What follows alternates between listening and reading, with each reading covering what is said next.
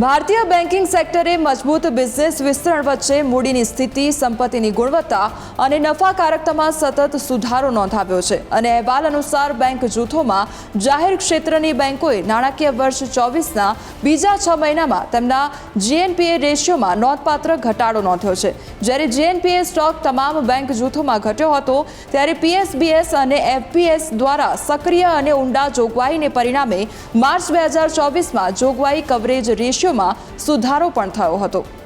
JP Morgan emerging market bond ઇન્ડેક્સમાં ભારતીય સરકારી બોન્ડ અથવા સરકારી સિક્યુરિટીઝનો સમાવેશ કરવામાં આવશે, જે સરકાર માટે ઉધાર ખર્ચમાં ઘટાડો કરશે।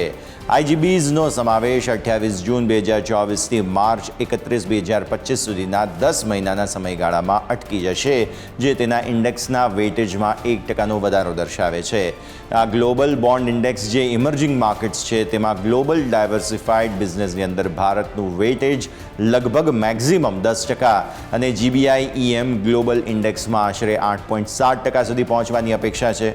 આ ઉચ્ચ વિદેશી પ્રવાહને આકર્ષવામાં મદદ કરશે, કારણ કે ઘણા વિદેશી ભંડોળ વૈશ્વિક સૂચકાંકોને ટ્રેક કરવા માટે ફરજિયાત છે। કેન્દ્ર સરકારે national institute of pharmaceutical education and research ખાતે શ્રેષ્ઠતાના કેન્દ્રો સ્થાપવા માટે ₹700 કરોડ ફાળવ્યા છે। ફાર્માસ્યુટિકલ વિભાગ દ્વારા જારી કરાયેલી નોટિસ અનુસાર સ્ટીયરિંગ કમિટીએ 5 વર્ષના સમયગાળામાં આ કેન્દ્રોની સ્થાપના માટે ₹700 કરોડના બજેટને મંજૂરી આપી છે। ₹700 કરોડમાંથી ₹243 કરોડની રકમ 2024-25 માટે મંજૂર કરવામાં આવી છે। જ્યારે ભારત સસ્તું જેનરિક દવાઓ માટે જાણીતું છે, સંશોધન અને વિકાસ એક મુખ્ય ક્ષેત્ર છે જેના પર ભારતીય ફાર્મા ઉદ્યોગમાં ધ્યાન આપવાની જરૂર છે। એફએસઆરના રિપોર્ટ અનુસાર વૈશ્વિક અર્થતંત્ર ઊંચા જોખમોનો સામનો કરી રહ્યું હોવા છતાં ભારતીય અર્થતંત્ર નાણાકીય વ્યવસ્થા મજબૂત છે।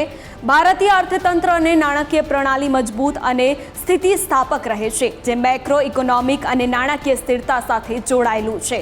સુધારેલી બેલેન્સ શીટ સાથે બેંકો અને નાણાકીય સંસ્થાઓ સતત ધિરાણ વિસ્તરણ દ્વારા આર્થિક પ્રવૃત્તિને ટેકો આપી રહી છે। એફએસઆર મુજબ વૈશ્વિક અર્થતંત્ર લાંબા સમય સુધી ભૌગોલિક રાજકીય તણાવ, એલિવેટેડ જાહેર દેવું અને ડિસઇન્ફ્લેશનના છેલ્લા માઇલમાં ધીમી પ્રગતિના કારણે ઊંચા જોખમોનો સામનો કરી રહ્યું છે। આ પડકારો હોવા છતાં વૈશ્વિક નાણાકીય સ્થિતિ સ્થિર છે। 7 વર્ષ પહેલા ગુડ્સ એન્ડ સર્વિસ ટેક્સ લાગુ કરવામાં આવ્યો ત્યારથી નવા કરદાતાઓની સંખ્યામાં 134%નો નોંધપાત્ર વધારો થયો છે।